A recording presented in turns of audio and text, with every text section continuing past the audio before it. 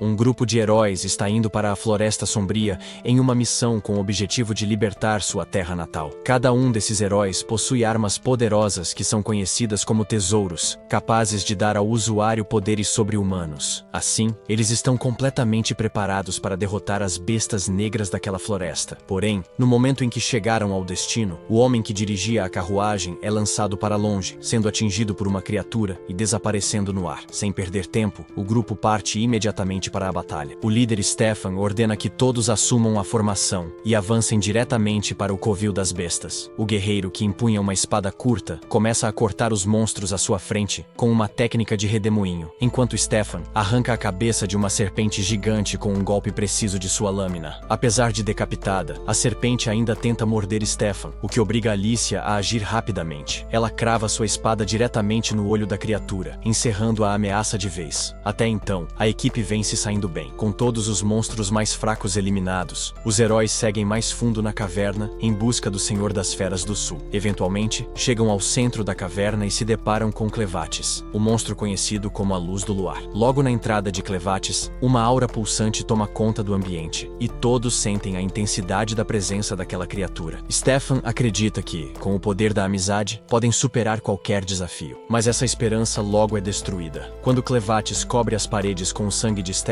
fica evidente o quão frágil é a ideia de ser um herói. Mesmo assim, o tanque do grupo tenta mostrar coragem e salta no ar para atacar Clevatis. No entanto, é decapitado quase imediatamente. O restante do grupo começa a entender que não tem chances numa batalha direta. Mas agora já é tarde demais para recuar ou se reagrupar. Clevatis passa a atacar um por um usando sua cauda. Os heróis, em pânico, não conseguem compreender como ele é tão rápido. Alicia percebe algo importante. Os ataques estão vindo das sombras deles mesmos. Ela grita para que todos saltem e se afastem dos próprios reflexos. Graças a essa percepção, Alicia consegue se esquivar e sobreviver, mas os demais não têm a mesma sorte. Um dos heróis sobreviventes finca sua lança no solo e tenta invocar um golem de terra, mas esquece que aquela área está sob o controle de Clevatis. A invocação é interrompida e lanças saem do chão, cortando seu corpo. Em uma tentativa desesperada, esse herói tenta atacar com força bruta contra o inimigo. Clevatis, porém, apenas observa com desprezo, refletindo sobre como criaturas tão fracas conseguiram entrar em seu território. Então, Clevatis apenas finaliza ele. A única sobrevivente é Alicia, que tenta se manter viva voando ao redor da criatura com sua espada em mãos. Ela finalmente consegue se aproximar o bastante para acertar o rosto de Clevatis com um golpe direto. Ainda assim, seu ataque mais forte mal arranha a pele do monstro. Enquanto isso, Clevatis permanece pensativo, tentando entender por que os humanos decidiram atacá-lo, especialmente após 1000 anos de paz. Diante da insistência humana, ele conclui que precisa de uma solução definitiva, mas antes, encerra o confronto de vez, decepando os membros de Alicia e a lançando para a morte. Tempos depois, Clevatis desce sobre o reino humano movido por um sentimento de vingança. Ele teria deixado os humanos em paz, se não tivessem tentado conquistar suas terras. Segundo as últimas palavras dos heróis, eles foram enviados pelo rei de Ren. Isso significa que Clevatis precisa resolver as coisas diretamente com ele. Quando os arqueiros são alertados sobre sua aproximação, rapidamente disparam flechas contra o monstro, mas é tudo em vão. Mesmo sem resultado, os humanos continuam atacando, como se isso fosse mudar alguma coisa. Clevatis, que inicialmente pretendia ignorar os outros, muda de ideia e destrói todos em seu caminho até o castelo. As catapultas lançam pedras, mas também não fazem qualquer efeito. Ele atravessa as muralhas com facilidade, como se fossem de papel. Dentro do castelo, um guarda corre para avisar o rei, mas o monarca já entendeu o que aconteceu. Seus campeões falharam. As armas de Ren ainda são fracas demais. Ele sabe que Clevatis está vindo diretamente para ele e entende que não adianta tentar fugir. Mesmo prestes a morrer, o rei toma uma decisão final: selar a forja para garantir que as chamas de Ren nunca se apaguem. Clevatis, por sua vez, nota que os humanos do castelo são muito mais fracos que aqueles que o enfrentaram antes. A princípio, pensa que se trata de falta de treinamento, mas quando é atingido por uma balista feita de metal de Hinen, começa a suspeitar que o poder dos heróis vinha de suas armas. Ele se lembra que, apesar do golpe de Alicia não ter causado danos visíveis, sua espada deixou uma marca em seu chifre, algo que não deveria ser possível. Mesmo que considere os humanos como insetos, um inseto com ferrão ainda pode ser perigoso. Clevatis decide investigar a origem desse poder. Nas profundezas do castelo, o rei tenta selar a forja, mas é interrompido pelos tremores da aproximação do inimigo. Clevatis arranca o teto do castelo e encara diretamente o rei. O monarca tenta manter a postura e exige respeito, mas Clevatis o interrompe, afirmando que poderia exterminar todos toda a humanidade em um instante. E não apenas o povo de Ren, mas também os habitantes dos reinos vizinhos. Clevatis revela que já poderia ter matado o rei há muito tempo, mas sabe que outro rei surgiria para causar os mesmos problemas. Por isso, decide oferecer uma última chance de explicação. Ele quer entender o motivo do ataque. Mas em vez de dar uma justificativa, o rei ironiza, dizendo que uma besta como ele jamais entenderia a ambição humana. Era a última gota. Sem mais palavras, Clevatis decepa a cabeça do rei e passa a formular um plano para erradicar toda a humanidade do mundo. Contudo, ao deixar a cidade em ruínas, Clevatis ouve o choro de um bebê. A mãe da criança foi esmagada por destroços. Mesmo diante da cena, ele não sente empatia alguma e vira as costas. Mas com suas últimas forças, a mulher o chama e implora que salve seu filho. A coragem dela o surpreende. Ele lembra que foi ele quem trouxe a destruição. Então pergunta por que deveria salvar justamente uma criança humana. A mãe entende o ódio do monstro, mas insiste. O bebê é inocente. Os pecados dos adultos não devem recair sobre os inocentes. Para Clevatis, todos os humanos são iguais. Mesmo assim, decide brincar com as palavras. Ele pergunta se a mulher é capaz de provar que a criança merece viver. Ela sabe que vai morrer e que não conseguirá convencê-lo, mas jura que, se ele der uma chance, um dia vai ver com os próprios olhos o valor daquele bebê. Pouco depois, ela morre. Clevatis não se comove, mas algo nas palavras dela fica em sua mente. Ele ainda não sabe se tomou a decisão certa, mas comparado à sua longa existência, cuidar de um bebê por um tempo não é grande coisa. Por curiosidade, decide levar a criança. Na terra de Etia existem 5 raças humanoides. Os Dan, especialistas em arquitetura, os Orges, hábeis em caça e medicina, os Sladens, seres aquáticos mestres da pesca e náutica, os Bent, bárbaros fortes mas desorganizados, e por fim, o reino de Ren, conhecido por sua tradição em forjar armas lendárias como as lâminas de Ren. O mundo se estende além de Etia, mas suas fronteiras são envoltas pela escuridão, lar das bestas negras e dos 4 senhores das feras. Um deles é o próprio Clevatis. Por isso, os humanos evitam cruzar os limites do continente. De volta à caverna, Clevatis leva o bebê com ele. Ele afugenta as outras criaturas para garantir que nenhuma tente devorá-lo, e se deita ao lado da criança para descansar. Mas surge um dilema. O que fazer com o bebê? Ele pode transferir parte de sua energia para mantê-lo vivo, mas o bebê está coberto de fezes, algo que ele não está disposto a tolerar. Se quiser que a criança sobreviva, vai precisar de um humano para cuidar dela. Clevatis então volta ao campo de batalha onde os heróis tombaram. Entre os corpos, encontra Alicia, que desperta de repente, olhando para o céu, confusa. Ela se pergunta se está morta, mas ao ver Clevatis diante de si, percebe que ainda está viva, ou algo próximo disso. Ao tentar pegar sua espada, Clevatis avisa que jogou todas as armas no abismo, junto com os corpos dos outros heróis. A única razão de ela estar viva é porque ele considerou que poderia ser útil. Tecnicamente, Alicia é agora um cadáver ambulante, sustentada apenas pela energia negra que ele infundiu nela. Sem mais explicações, Clevatis exige que ela seja útil e faz um pedido inesperado: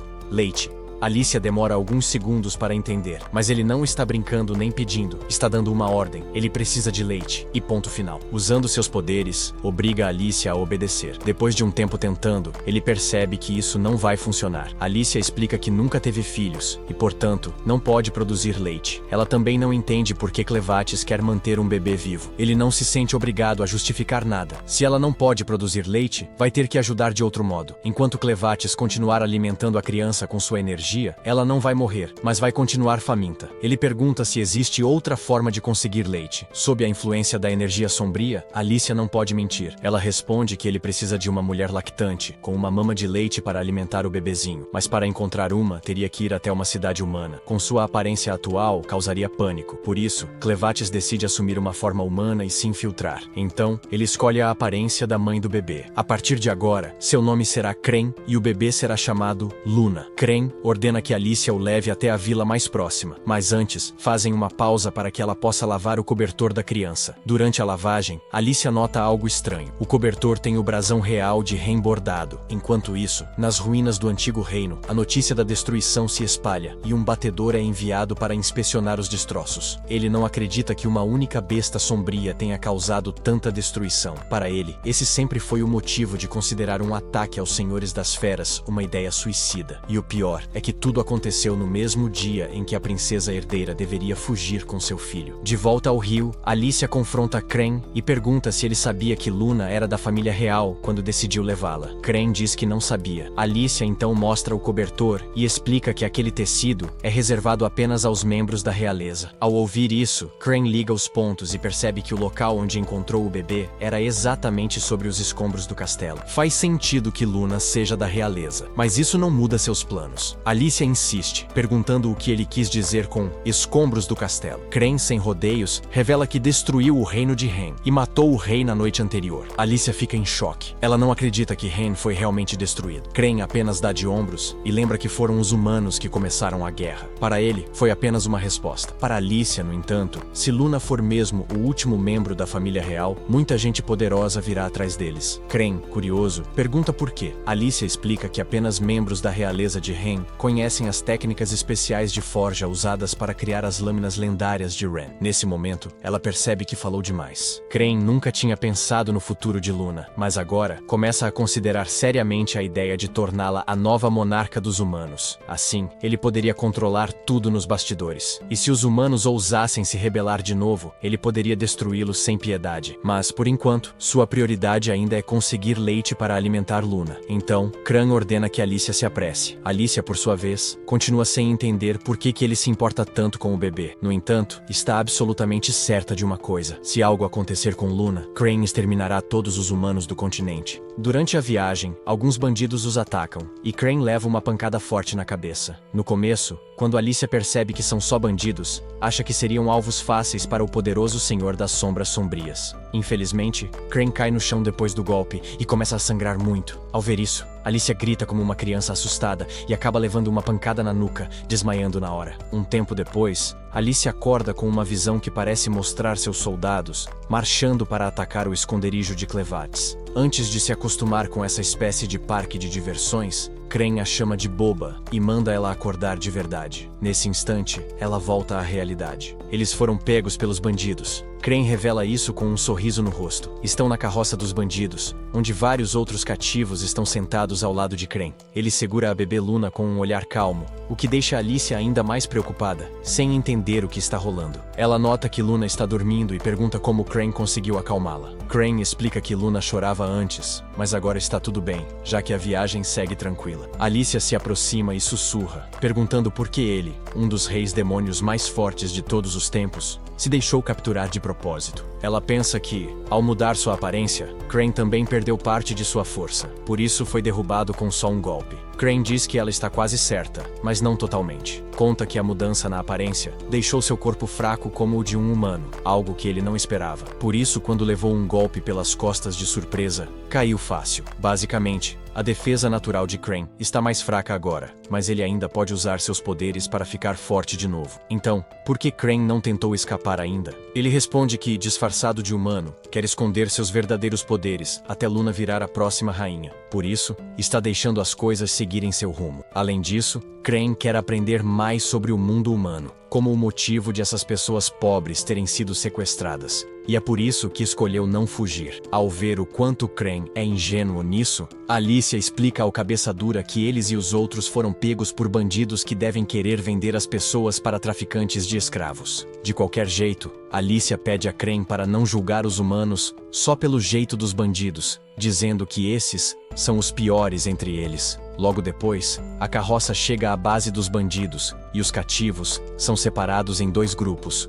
um com homens e outro com mulheres e crianças. Um dos cativos tenta fugir, mas o chefe dos bandidos, Dan, só sorri, sabendo que esse tolo acabou de selar seu fim. E com razão, pois segundos depois, outro bandido joga uma adaga nas costas do fugitivo, matando-o na hora. Com o problema resolvido, Dan avisa os novos cativos para não repetirem o erro, ou terão o mesmo fim. Aí, ele se vira para Alicia e diz que ela deve ir com ele. Antes que ela possa responder, Dan já começa a arrastá-la para o quarto dele, querendo descobrir seus planos. Crane fica na dúvida sobre o que fazer quando uma mulher chamada Carmen, que parece cuidar das mulheres e bebês da quadrilha de tráfico, nota que ele está parado. Vendo que Crane carrega um recém-nascido, Carmen para cuidar de Luna. O trabalho de Nu é amamentar os bebês capturados. A base dos bandidos fica em uma pedreira, e no fundo da cratera há um poço d'água, onde nas profundezas repousa uma lendária lâmina vermelha. Mas essa lâmina é guardada por algo incrivelmente forte. De qualquer forma, parece Dan foi julgado mal, pois é revelado que ele só levou Alice até Broco. Broco é o líder temporário da gangue de bandidos chamada Crow, já que o verdadeiro chefe, Jazak, não está por aí. Broco aparentemente tomou o posto de líder dos Crows, mas ninguém reclama por causa de sua fera de estimação, Beth, que pode destruir qualquer um.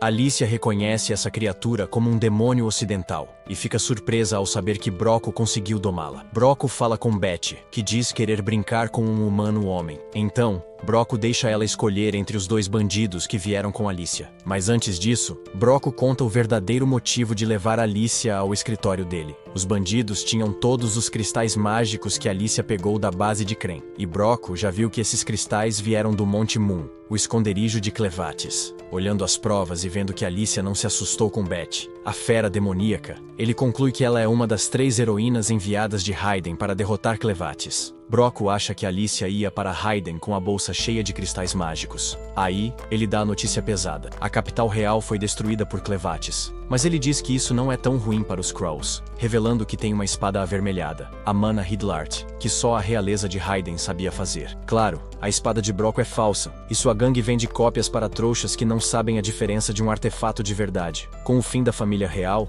o valor dessas espadas vai subir, e ele vê nisso uma chance de ganhar muito. Mas o interesse de Broco vai além. Ele quer achar a versão pura da espada Hydlash, feita pelos reis de Raiden e dada aos heróis. Broco acredita que todos os outros heróis foram mortos por Clevatis, e que Alice só sobreviveu por abandonar os amigos. Ele pergunta onde está a arma dela, e onde estão as armas dos outros 12 heróis mortos. Como Alicia se recusa a falar, Broco manda Dan e Sati levarem ela até a base de Clevatis para pegar os tesouros. Dan sugere levar ela a outro lugar onde já procuravam outro tesouro, mas Broco insiste no plano original. Ainda diz a eles que podem se divertir com Alicia antes da viagem, para garantir que ela não cause problemas no caminho. Enquanto isso, Crane trabalha como garçom na taverna dos bandidos, gerenciada por Carmen. Muitos bandidos tentam abusar de Carmen e Crane, e ao ver isso, só pensa o quão podres essas pessoas são. Nu, por outro lado, está alimentando Luna com o leite que o pai da criança esqueceu de trazer. Nu também serve como garçonete lá, sendo sempre maltratada pelos clientes, que são todos bandidos.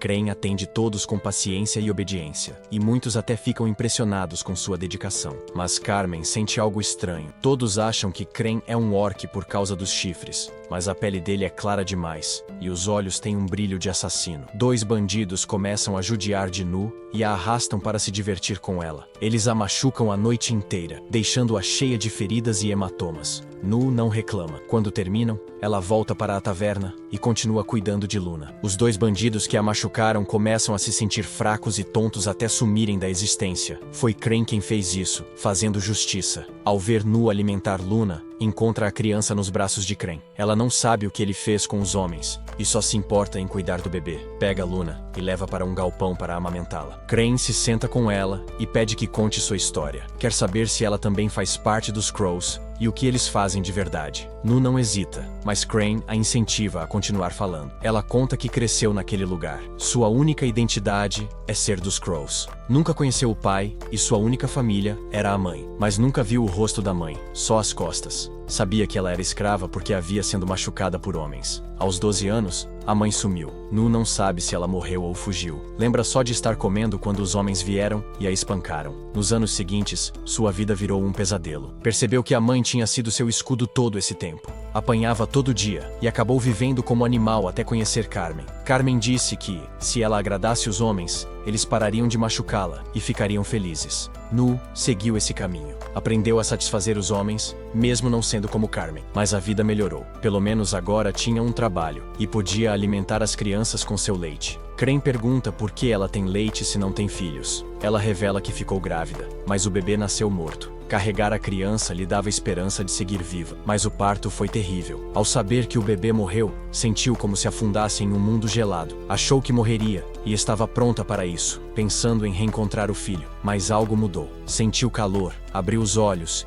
e viu uma criança de 6 meses sugando seu leite. Isso lhe deu uma nova razão para viver. Alimentou aquele bebê e depois outros vieram, e ela também os cuidou. Ver as crianças vivas por causa dela a faz se sentir útil. Confessa que tentou engravidar de novo 2 vezes, mas não deu certo. Crane, ouvindo tudo, se cansa da conversa e a interrompe. Pergunta se ela aceitaria ir com ele como ama de leite de Luna. Diz que não quer forçar, mas também não vê motivo para deixá-la ali. Como Luna gosta de Nu, seria uma vantagem para ele. A própria Luna bate de leve no corpo de Nu, como pedindo para ir junto. Crane oferece de novo a escolha. Quer ir com ele como ama de leite de Luna? Ou ficar ali deixando aqueles canalhas fazerem o que quiserem? Nu acha a proposta tentadora, mas seria boba de aceitar logo, já que Crane parece preso também. Diz que gostaria que fosse diferente, mas não pode ir. Explica que ele também está nessa vida e que ela ainda tem outras crianças para alimentar e manter vivas. Com isso, devolve Luna e vai embora. Enquanto isso, os bandidos levam Alicia até uma ponte e mandam ela atravessar.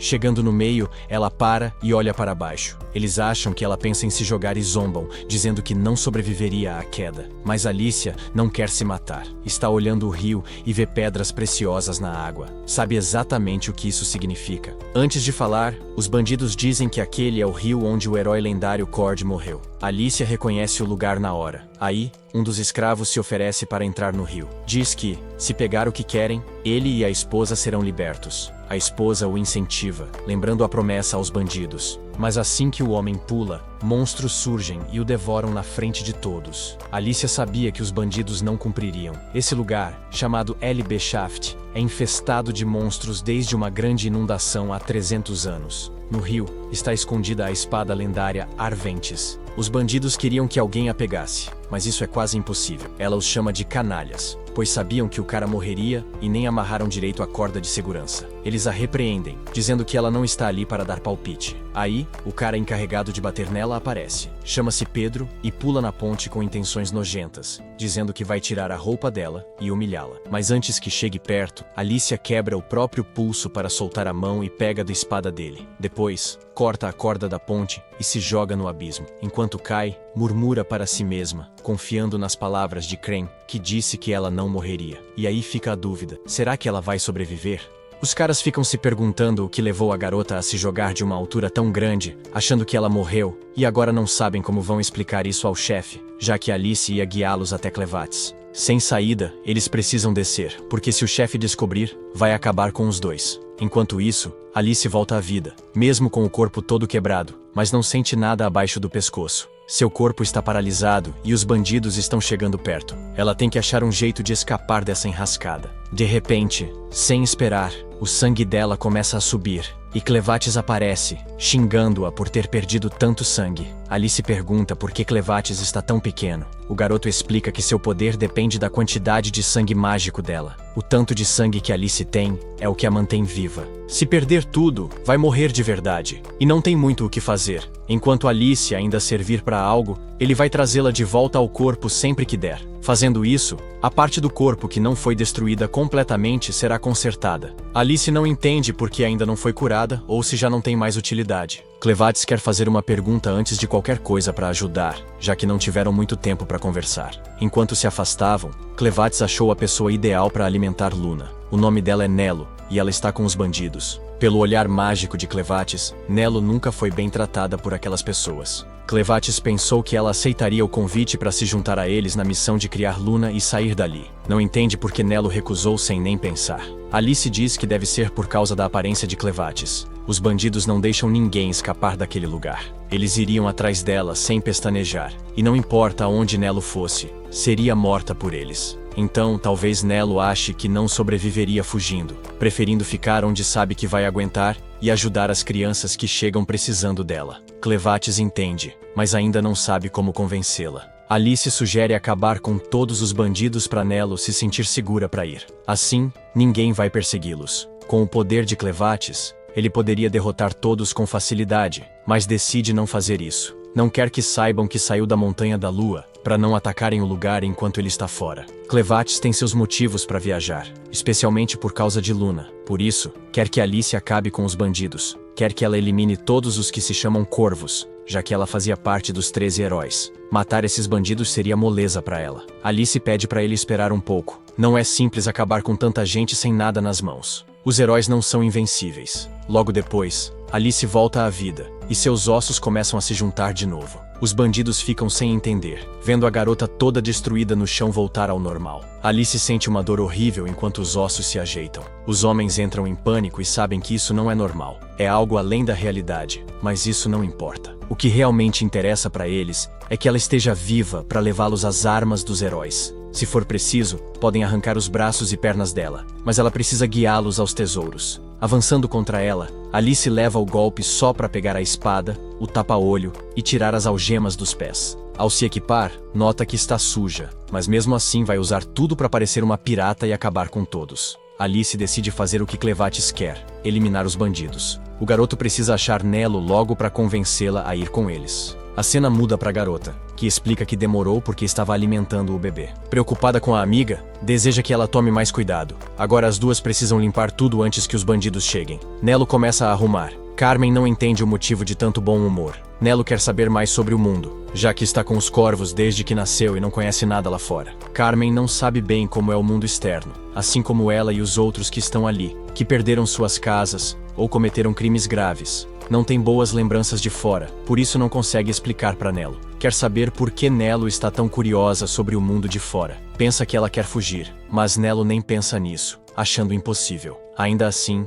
está curiosa sobre como é lá fora. Um dos escravos a convidou para escapar, mas quando menos espera, o líder dos corvos ouve tudo. Dando um tapa no rosto dela, começa a gritar com Nelo, dizendo que não tem como fugir daquele lugar. Os homens que não a quiserem mais vão jogá-la fora como lixo. Por isso as mulheres ali precisam se apoiar. Chama Nelo de inútil, dizendo que logo ela foi convidada a fugir e a outra não. Quase dando outro tapa, o líder aparece e as duas ficam em choque. Ele está bravo porque as pessoas não conseguem comer sem deixar o lugar uma bagunça. Não entende nem quer saber o que estavam discutindo, mas vê que uma amiga bater na outra é demais. Pergunta por que estão ali, já que nunca aparecem. Explica que ouviu que algo novo chegou. A garota conta que um bebê acabou de chegar. O homem chama Nelo para mostrar onde está a criança, dizendo que vão engordá-la um pouco. Vendo a expressão preocupada da mulher, ele a encara com raiva. Irritada, ela espera ele sair e começa a gritar, dizendo que só Nelo consegue alimentar as crianças. Nem todas as mulheres têm leite. De repente,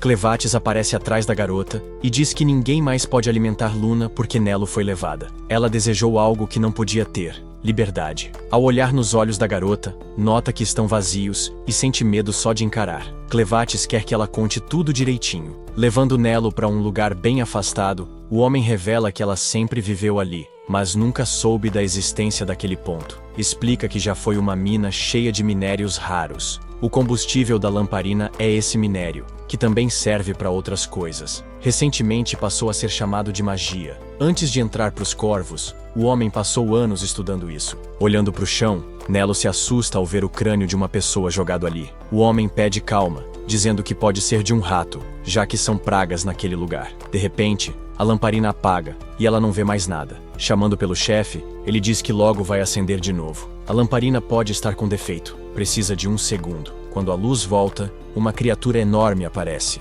O homem explica que usa os minérios mágicos para controlá-la. Os corvos nunca perdoam traidores, e o pequeno desejo de Nelo pelo mundo de fora é visto como traição. Por isso, ela será executada e virará jantar para Beth. Tentando fugir da mina, Nelo pensa que, se tivesse pegado a mão de Clevatis, isso não teria acontecido. Ele é um troll do oeste, e não entende como essa besta mágica está com um humano comum. Isso definitivamente não segue a ordem natural. O líder também quer saber como Clevatis fica tão calmo diante de uma criatura como Beth. O homem acha desperdício dar uma criança de comida para Beth, mas deixa ela se divertir mesmo assim. Mas a criatura fica completamente descontrolada, e ele não entende o que está rolando. Logo depois, a besta vomita Nelo de volta, e Clevatis vê que o medo dela foi tão grande que a cuspiu, ainda respirando com dificuldade. Clevatis quer que alguém cuide dela, e quem pode fazer isso é Luna. Então os dois são levados para fora dali. O líder quer entender o que aconteceu, já que Clevatis não obedece como antes. Quer que todos comam juntos: Luna,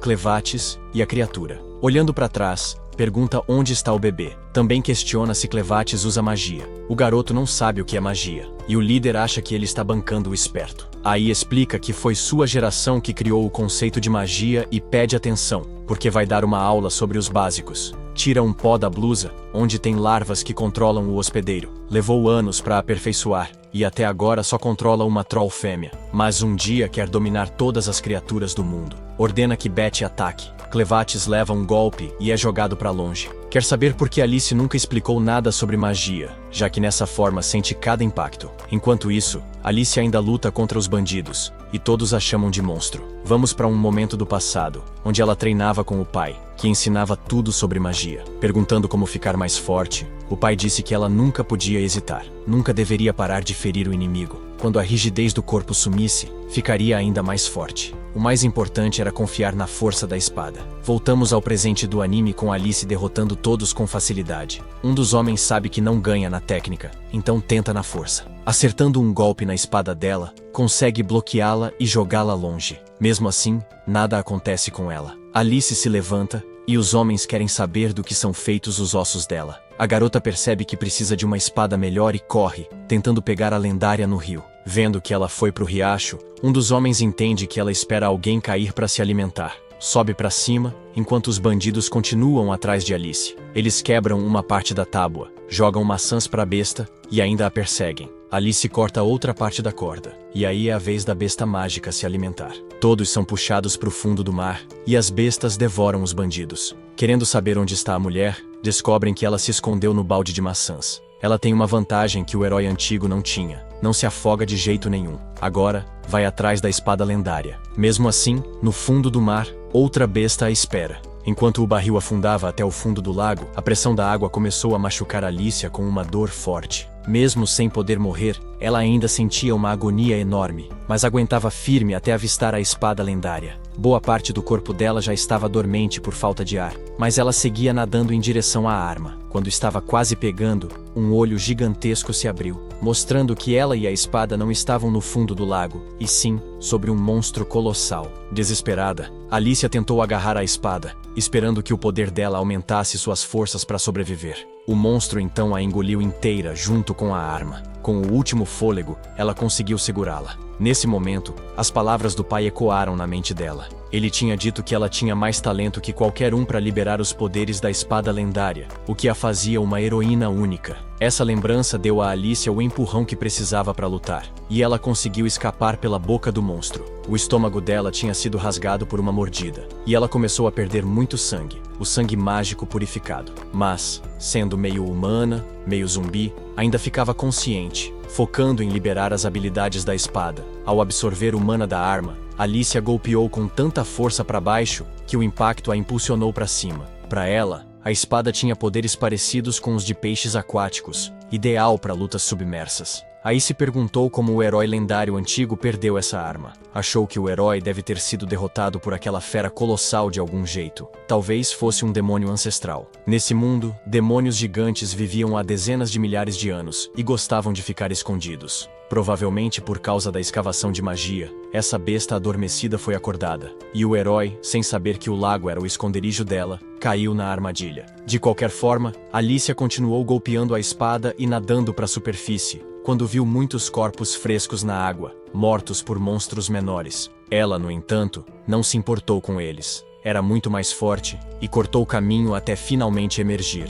Saindo da água, Alicia encontrou os dois chefes dos bandidos esperando por ela. Eles viram que ela segurava a espada do tesouro, mas mesmo assim, pensaram em atacá-la como se não tivessem juízo. Antes que fizessem algo, porém, a besta colossal também subiu, usando tentáculos como os de um polvo para devorar qualquer humano por perto. Com a espada, Alicia se defendeu, mas sabia que não daria conta sozinha. Decidiu deixar o monstro acabar com os bandidos e começou a se afastar, quando os líderes a chamaram, implorando por suas vidas. Prometeram obedecer a ela e juraram largar os corvos. Mas Alicia conhecia bem esse tipo de gente e sabia que esses covardes a trairiam na primeira chance. Então ela seguiu seu caminho, e o monstro terminou o serviço, eliminando os bandidos para sempre. Mesmo assim, como heroína, Alicia não conseguiu evitar se preocupar por deixar uma criatura tão destrutiva solta. Porém, sendo aquática, achou improvável que a besta saísse dali. De qualquer jeito, Ela tinha acabado com todo o grupo de bandidos, como Clem ordenou,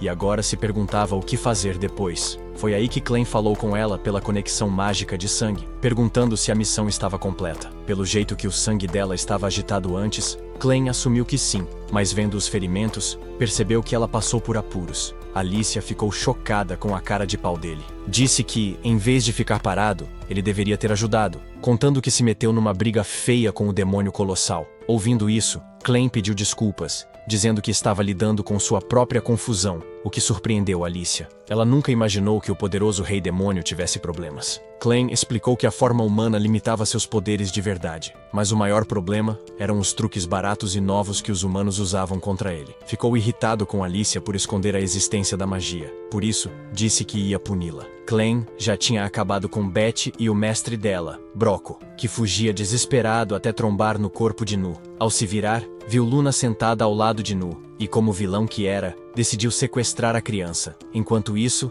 Alicia corria para lá, chamada na hora por Clem. E não era como se ela pudesse desobedecer às ordens dele. De qualquer forma, antes do castigo começar, ela perguntou a Clem o que era aquela fumaça vermelha, mas ele não respondeu. Em vez disso, perguntou sobre a espada, e Alicia se recusou a entregá-la, dizendo que sofreu demais para consegui-la. Clem, sem insistir, então respondeu à pergunta anterior. Explicou que a fumaça reduz os sentidos dos Jink, dificultando encontrar Luna. Poderia voltar à forma original para dissipá-la, mas teme que isso revele a caverna desabar. Assim, ordenou que Alicia resolvesse isso, já que ela entende magia. Alicia disse que, embora saiba o que é magia, não consegue usá-la. Clem não acreditou na inutilidade dela como heroína. Alicia, por sua vez, o culpou por matar os outros 11 heróis, dizendo que alguns sabiam magia. Clem a ignorou e começou a procurar na caverna sozinho. Alicia o seguiu e perguntou o que ele faria se Broco já tivesse machucado Luna. Clem respondeu que, se isso acontecesse,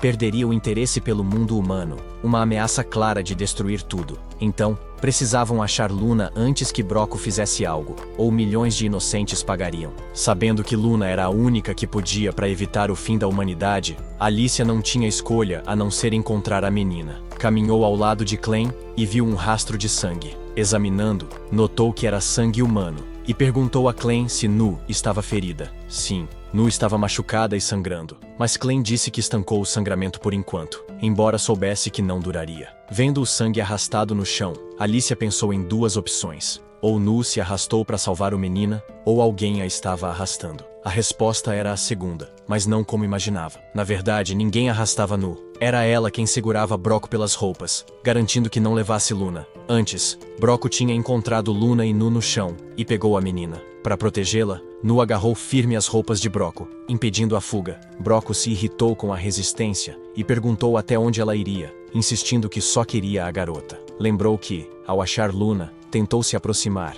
mas a menina afastou a mão e gritou. O grito foi tão forte que quebrou a lâmpada que ele carregava. Broco percebeu que Luna tinha poder mágico, até maior que o dele. Confirmou que a menina tinha o sangue de Raiden, o bastante para ser valioso. Sabendo da utilidade de Luna, queria levá-la de qualquer jeito. Como Nu segurava a roupa, ele ameaçou cortar a mão dela e ir embora. Antes que fizesse isso, Alicia apareceu e o parou. Broco ficou surpreso ao vê-la viva e perguntou o que aconteceu com os capangas que mandou matar. Alicia respondeu que, se aqueles caras estivessem rastejando, já estariam no céu. Fez esse favor de responder. Clem se juntou, dizendo que puniria Broco. Vendo Luna como única saída, Broco pegou a espada e pressionou contra as mãos da menina, ameaçando cortar um dedo a cada passo deles. Clem não se importou, mas Alicia o segurou. Clem disse que, mesmo que Broco cortasse as mãos de Luna, ele poderia regenerá-las, mas isso não evitaria a dor. Alicia odiou a ideia e tentou negociar com Broco, que topou ouvir.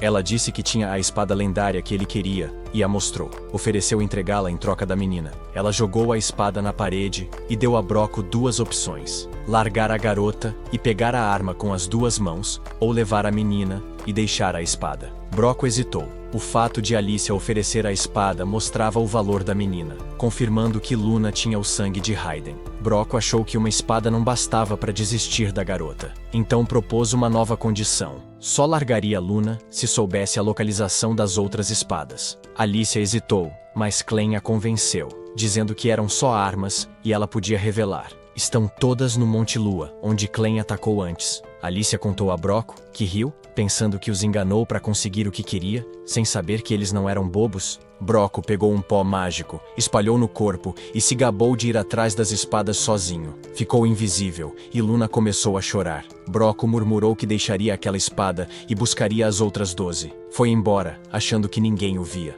mas ficou chocado quando Alicia o acertou. Surpreso, perguntou como ela o viu e atacou. Alicia disse que, embora não o visse, ouviu ele. Ouviu o choro da criança e os gabos de Broco sobre seus poderes. Disse que ele nunca seria tão forte quanto quer e ficaria fraco. Clem pegou Luna de volta, limpou o pó mágico da menina e se preparou para ir. Alicia perguntou o que faria com Nu, mas Clem respondeu com indiferença. Disse que a garota estava ferida demais, o corpo muito danificado. Poderia curá-la, mas exigiria muito e não valia o esforço. Alicia discordou totalmente. Acreditou que Nu salvou a criança até o fim, mostrando o quanto se importava. Insistiu que se fosse mãe de Luna, desejaria que a garotinha vivesse. Clem lembrou que só pode usar o sangue mágico em uma pessoa por vez. Se usar em Nu, pode matar Alicia. Mas ela não hesitou. Já morreu uma vez. E morrer de novo não seria problema. Ela declara que é uma heroína, e salvar vidas é sua missão. Lembrou das palavras do pai, que disse o mesmo quando era pequena. Com isso,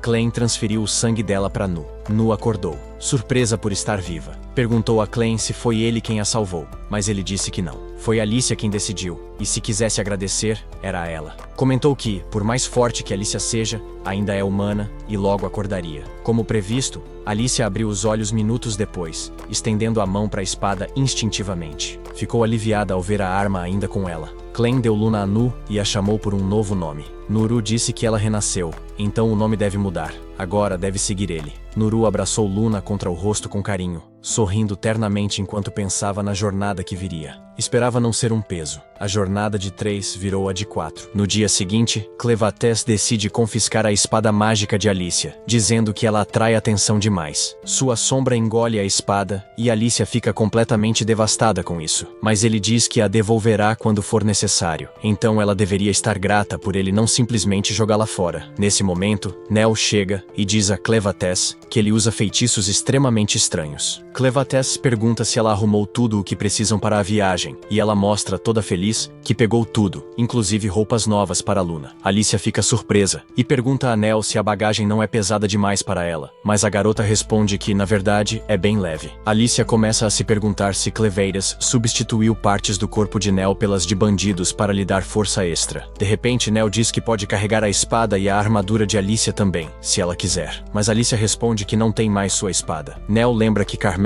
uma vez disse que Vrock guardava muitas coisas valiosas em sua mesa, e Alicia imediatamente implora a Clevates para deixá-la pegar uma espada. Clevates concorda, porque ela é completamente inútil sem uma arma, e Alicia corre imediatamente para o escritório do bandido. Enquanto isso, Clevates e Nell vão para o portão, e ele pergunta se ela sente nostalgia ao deixar o lugar. Nell responde que não tem boas memórias dali, mas foi onde viveu com sua mãe, e vê-lo vazio a deixa um pouco triste. Ela diz que Carmel é a única pessoa que gostaria de ver antes de partir, mas isso seria muito suspeito com sua aparência atual. Clevates fica curioso sobre Carmel quando, de repente, um cara salta do céu, dizendo que encontrou o sujeito que usa magia esquisita. Enquanto isso, Alicia chega ao escritório de Vrock e começa a procurar na mesa dele. Ela pega o dinheiro dele e então encontra uma armadura de couro ousada na mesa. Fica enojada ao pensar em tudo pelo que a armadura pode ter passado, mas ela ainda a protegerá em uma batalha. Então, ela a veste antes de encontrar uma boa espada. Porém, quando está prestes a voltar, Clevates atravessa a parede ao lado dela. Alicia entra completamente em pânico ao ver isso e pergunta o que está acontecendo, mas ele só consegue amaldiçoar a fraqueza de seu corpo atual por causa disso. Nesse momento, o atacante chega, e Alicia percebe imediatamente que ele é extremamente forte. Ela se prepara para lutar, mas o Karagi ataca primeiro. Ela desvia completamente do chute dele, mas ainda assim leva um corte no rosto, o que a faz perceber que ele não é normal. O homem também percebe que ela é forte, então continua chutando-a do ar, empurrando-a para trás. Isso não é suficiente para derrotar Alicia. Então, ele se afasta um pouco antes de usar um ataque sônico poderoso que a lança pelo teto. O homem sai para terminar com ela, mas avisa que só se importa com o mago. Ele promete deixá-la ir se ela parar agora, mas isso enfurece Alicia, porque ela é uma heroína e ninguém deveria subestimá-la. Ela decide usar seu golpe especial e pede a Clevates a espada mágica. mágica. Ela força sua mente a ficar completamente em branco, colocando todos os seus pontos de inteligência em ataque. Sua espada perde a forma, tornando-se flexível, e o cara não consegue reagir a tempo enquanto Alicia se aproxima com grande velocidade. Porém, quando está prestes a cortar a mandíbula dele, um comando de Clevates a interrompe. Ela ainda está presa no estado sem cérebro, e Clevates atira disso com um leve tapa na cabeça. Ele então diz que atacar sem pensar seria seu pior erro, pois o chute dele a teria destruído antes de acertá-lo. Alicia só então percebe isso, e Clevates diz que eles não são inimigos e que o homem os atacou por um mal-entendido. O cara se acalma um pouco e diz a Clevates para esclarecer o mal-entendido rápido se quiser viver. Ele ainda não confia neles e comenta que Nell cheira a troll montanhês. Nell diz que deve ser porque foi engolida por um. O atacante explica que recebeu notícias de um mago controlando um troll montanhês com magia, então veio lidar com ele, mas encontrou o troll morto, com partes do corpo faltando, e assumiu que Clevates era o mago que o matou por não controlá-lo. Clevates agora entende o que está acontecendo e manda Nell e Luna para um lugar seguro antes de qualquer coisa. Alicia pergunta se deve protegê-las, mas Clevates quer que ela fique, pois o homem à frente deles é, na verdade, uma besta sombria disfarçada. Ela fica chocada ao ouvir isso, e Clevates diz que a magia de ilusão sobre ele é tão forte que nem ele consegue ver sua forma verdadeira, e só o Lorde Demônio do Oeste, Zafier, pode fazer isso. Alicia entra completamente em pânico, e Clevates diz que ele e Zafier não se dão muito bem. O homem pergunta como ele sabe disso, e Clevates finge ser um servo do Lorde Demônio Clevitus, porque não quer que outros saibam sua verdadeira identidade. O homem acredita e diz que, apesar de seus mestres não serem amigos, eles têm o mesmo objetivo. Ele se transforma em um pássaro demônio gigante, e se apresenta como Gart, servo do Lorde Demônio do Oeste. Ele ouviu que Clevitus destruiu recentemente um reino humano, e até Zafier planeja lançar um ataque massivo contra eles. Ele pede a Clevates para provar que é uma besta sombria, e ele mostra um de seus tentáculos. Gart fica satisfeito e volta à forma humana, dizendo que não há motivo para lutar agora. Porém, Alicia tem um ataque de pânico interno, porque agora Clevates não é a única besta sombria que pode virar humano e falar como um. Ela teme que a humanidade esteja condenada se houver mais deles. Clevates diz para ela parar de pensar demais, pois apenas algumas bestas sombrias de alto nível podem falar como humanos, e não se envolvem com humanos sem um bom motivo. Gart confirma e pergunta por que Clevates está com uma heroína, inimiga natural dos demônios. Clevates diz que Alicia pode ser uma heroína, mas agora é sua serva, e não pode desobedecer suas ordens. Ele afirma que sua missão é aprender sobre espécies humanoides, e Alicia, Luna e Nell são ferramentas para isso, sem dar mais detalhes. Gart fica satisfeito, mas deixa claro que matará qualquer um que atrapalhar, mesmo que sejam servos de Clevates. Este diz que ele falhará e pergunta por que está ali e por que Zafier quer atacar humanos, já que ela tem ótima relação com eles, sendo até adorada como deusa pelos ogros que vivem lá. Então, ele não deveria ter motivo para se tornar hostil. Gart diz que, 3 dias atrás, patrulhava as florestas do oeste quando viu bestas sombrias procurando seus filhos desaparecidos. Ele encontrou um frasco de poção que só humanos poderiam ter deixado e levou imediatamente a Zafier. Ele disse a ela que muitos filhotes de bestas sombrias sumiram recentemente, provavelmente levados por humanos. Zafier ficou furiosa e mandou Gart investigar pessoalmente, pois, se os humanos fossem responsáveis pelos sequestros, teriam que ser destruídos. Clevates se surpreende que Zafier descobriu isso antes dele, e diz a Gart que o problema pode ser ainda mais grave. Ele conta que recentemente conversou com uma mulher humana, ou melhor, aterrorizou Carmel até ela dar todas as respostas que ele queria. Ela disse que as mulheres dali não deveriam dar à luz, e se o fizessem, homens assustadores de túnicas pretas vinham comprá-los, falando sobre talento e coisas assim. Acontece que os filhos de Nell não nasceram mortos. Carmel os matou para que não fossem vendidos e sofressem um destino pior. Ela confessou isso quando Clevates perguntou, dizendo que precisava proteger Nell do trauma de ver seu filho ser levado. Porém, Clevates lembrou que Nell cresceu ali, o que significa que sua mãe a escondeu e protegeu o tempo todo, algo que Carmel e outras nunca nem tentaram. Ao terminar a história, Clevates diz a Gart que o sequestro de bestas sombrias e os negócios escusos dali devem estar conectados, e ele suspeita fortemente que a magia é o que os une. Alicia faz uma expressão de nojo ao ouvir isso, e Clevates pergunta o que ela está pensando. Ela Ela diz que, embora não saiba muito sobre magia, conhece magos que a usam como ferramenta de luta. Atualmente, a força dos magos determina o resultado das guerras. A primeira pessoa a levá-los ao campo de batalha foi o general Drell, do exército de Bolate, o canalha que matou o pai dela. Clevates fica desapontado que Alicia veio matá-lo em vez do cara que matou seu pai, e ela diz que era o último desejo de seu pai. Ao mesmo tempo, Drell lidera um exército enorme e uma besta sombria gigante para capturar Hayden, que está sem rei. Os soldados da outra nação humana estão em grande desvantagem, sem soldados ou magos suficientes. O capitão deles, Rod, sabe que não podem parar Drell até as forças principais chegarem. Ele sabe que Drell quer a forja real de Hibnian, o único lugar do mundo onde espadas mágicas são feitas. É também o item mágico mais antigo do mundo. Ele teme que, se Drell e o reino de Bolate conseguirem a forja, sua tecnologia mágica ficará ainda mais temida do que já é. Ele espera que o reino de Ezen coopere com Hayden para detê-los. Porém, é tarde demais, pois Maynard, o mago mais forte do exército de Bolate, já infiltrou Hayden enquanto Drell lutava fora. Ele matou todos os guardas dentro do portão e o abriu para deixar Drell e seu exército entrarem. Maynard diz a Drell que confirmou a morte do rei e a princesa herdeira está segura, mas fora de alcance. O problema é que o príncipe de 6 meses está desaparecido desde que a capital foi destruída, e essa criança é a única com linhagem pura de Hayden garantida. Maynard diz que seus corvos indicaram que o príncipe foi levado por um garoto de cabelo preto e recentemente encontraram uma dupla parecida na direção norte. Drell fica impressionado com a coleta de informações e ordena que Maynard encontre o príncipe e o traga até ele conquistar a capital de Hayden.